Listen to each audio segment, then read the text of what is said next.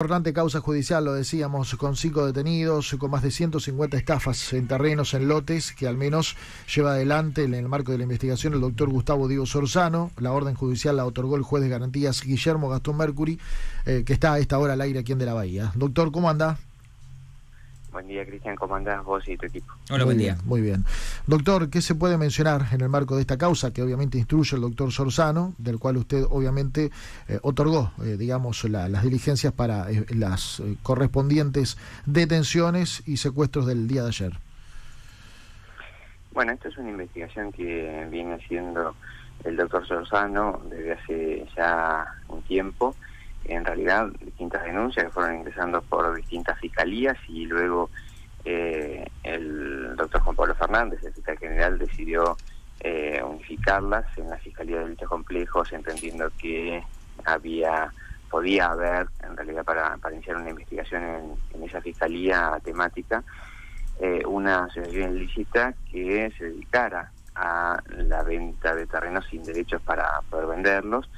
Y a partir de ahí entonces fueron radicadas distintas causas, son más de 17 causas que fueron radicándose. En cada una de las causas hay distintos damnificados, y en el marco de esas investigaciones, que ya el año pasado se habían hecho diligencias de allanamiento, también a pedido del doctor Sorzano, se avanzó con la investigación y finalmente el doctor Sorzano cursó una imputación formal respecto a 5 personas por los delitos de asociación ilícita, que integrarían estas 5 personas en concurso con el uso, concurso real, con el uso de instrumentos públicos y privados falsos, y a su vez con individualmente una hipótesis por el momento, según lo indicó en su acusación el doctor Sorzano, de 152 hechos individuales de estafa, que se imputan individualmente, además, cada uno de esos hechos, a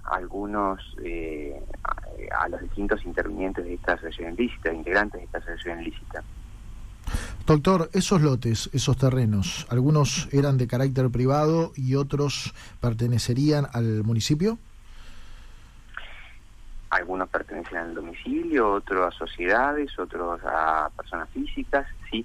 Eran macizos, en la mayoría de los supuestos, macizos completos que, bueno, en algunos casos pertenecían al municipio, otros a sociedades y otras personas físicas, pero en definitiva la venta que se hizo de todos ellos, de ninguno tenían derechos para transmitir esas acciones y derechos posesorios que se veían a través de estos contratos.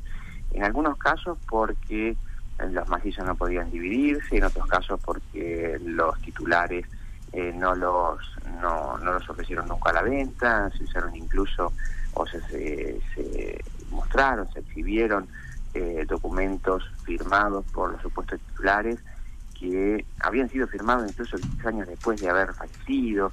En algunos de estos lotes pasaba un oleoducto, concretamente Oleoval, que impiden, que marca retiro, no se puede construir por encima de los oleoductos, entonces impide la construcción, y bueno, todos eran vendidos estos macizos, loteados y vendidos individualmente cuando no se podía hacer, exhibiendo documentación y una serie de engaños que llevaban a esta gente a pensar que compraba legítimamente un terreno para construir su vivienda.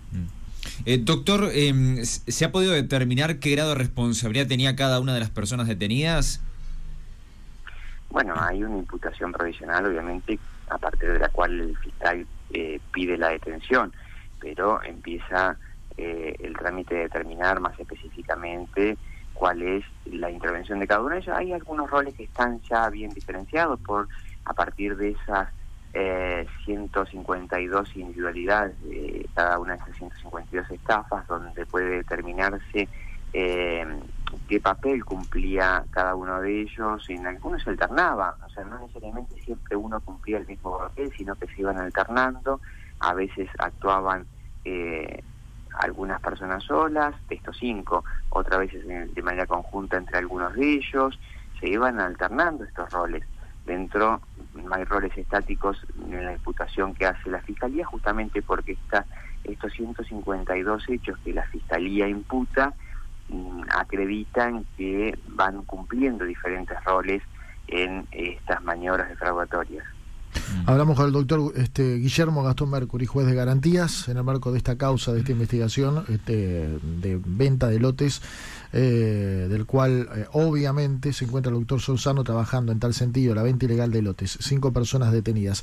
Recuerdo, doctor Mercury, que cuando los vecinos movilizaron y se hicieron presentes en el municipio, creo que fue el año pasado, ellos siempre apuntaron a un apellido: Cardinali, y vemos que hay 2 personas, Enrique y Agustín Cardinali, que son 2 de las 5 personas apresadas. Serían, en principio, insisto, usted bien lo menciona, esto es tarea del doctor Sorzano, pero serían las personas que encabezarían este tipo de maniobras ilícitas. Bueno, a ver, son 5 las personas que integran esta asociación, y sería así, como bien vos le dijiste, Cristian Antonio Agustín Cardinali, Enrique Cardinali, pero también está Diana Paula Augusto, Valentina Nerea La Cruz y Luis Maximiliano López. Claro. Y si bien a Antonio Agustín Cardinali y Enrique Cardinali se los ve participando en más hechos de estas defraudaciones que algunos de los otros, no significa que tengan un rol diferencial, al menos por el momento, en la imputación fiscal, que sería el carácter de jefe de esta asociación ilícita. No ha sido atribuido a nadie en este momento, por lo menos. El modus operandi siempre el mismo, doctor, la maniobra ilícita. Sí, similar, llevar engaño a las víctimas con una serie de documentación a partir de las cuales engañaban a la gente, haciéndole creer que podían esa cesión de derechos y acciones posesorias que contaban sobre los terrenos, con una serie de boletos, desde los titulares registrales hasta ellos que eran los cedentes, a partir de las cuales iban a poder escriturar. Y bueno, estas acciones estaban compuestas de tener documentación que avalaba sus dichos, llevarlos al terreno. Bueno, eran publicitados por redes sociales los terrenos en todos los casos, pero los llevaban incluso a los terrenos, mostraban una cierta solvencia en los vehículos que se movilizaban. Además, había planos de subdivisión que claramente no estaban aprobados, porque la mayoría de estos macizos no podían subdividirse por una cuestión de infraestructura que debe llevarse a cabo para que pueda subdividirse un macizo. En otros casos, como te decía, pasa un oleoducto que impone retiros, no se puede construir por encima de ese oleoducto. Y a su vez, incluso también estos contratos de cesión de derechos y acciones posesorias eran firmados en escribanías, lo cual certificaban las firmas, en definitiva, nada más, porque el escribano en esas ocasiones lo que hacía era certificar las firmas de las personas que intervenían en esa operación contractual, pero a partir de esta serie de maniobras, el ardid que se desplegaba para que cayeran falsamente en la creencia de que toda la operación es legítima y que compraban de manera legítima el terreno para construir su casa. Sí, además estamos hablando que ya hay propiedades que fueron construidas, que ya están habitando muchos vecinos en lotes donde lamentablemente, hay que decirla, como bien decía usted, el contrato y la transacción fue lamentablemente ilegal, ¿no? Pero digo, ya hay construcciones que ya han sido edificadas.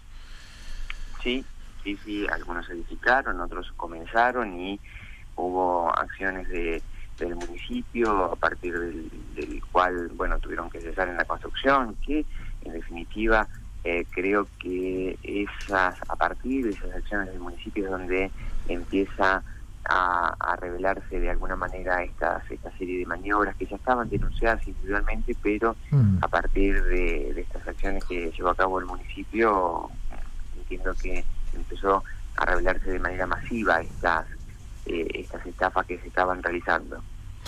Perdón, Cristian, ¿le llamó la atención la cantidad de gente damnificada, doctor? Y lamentablemente llama la atención, pero negativamente, porque bueno, es mucha gente que con un gran esfuerzo y entregando ellos a veces los ahorros de su vida, su único bien como un auto, cae en este engaño con la idea de poder construir su vivienda, pero bueno, eran formas de acceder accesibles a bien a un terreno, a un inmueble para construir su casa, porque daban facilidades en la mayoría de los casos. Bueno, se adaptaba cada venta, cada sesión de derechos de acciones posesores se adaptaba de alguna manera a los alcances del damnificado. Tomaban autos, daban cuotas sin interés, distintas facilidades que claramente y a un precio seguramente que estaba por debajo de valores de mercado, claro, y que les permitía acceder. Entonces, claro que hubo mucha gente, lamentablemente, mucha gente damnificada a partir de esto, que en realidad no sé si todavía hay un número definitivo claro en cuanto a la totalidad de damnificados. Claro, hay una constancia de que hay más de 150, pero podrían ser seguramente muchos más, es probable. El fiscal hace una imputación por 152, pero podrían seguir a ese techo desde la intervención mía del año pasado, a instancia del doctor Sorzano, cuando pide allanamientos, a este momento se incorporaron más de 120 casos. Y una consulta más, doctor, ¿siempre en el mismo sector los lotes o variados o diversificados territorialmente hablando? Por sectores similares, en ese sector de Viajantes del Sur, de Cambaceres, en ese sector estaban la mayoría de estas operaciones. Entiendo. Gracias por atendernos, como siempre, muy gentil, doctor. No, por favor. Fuerte abrazo. El doctor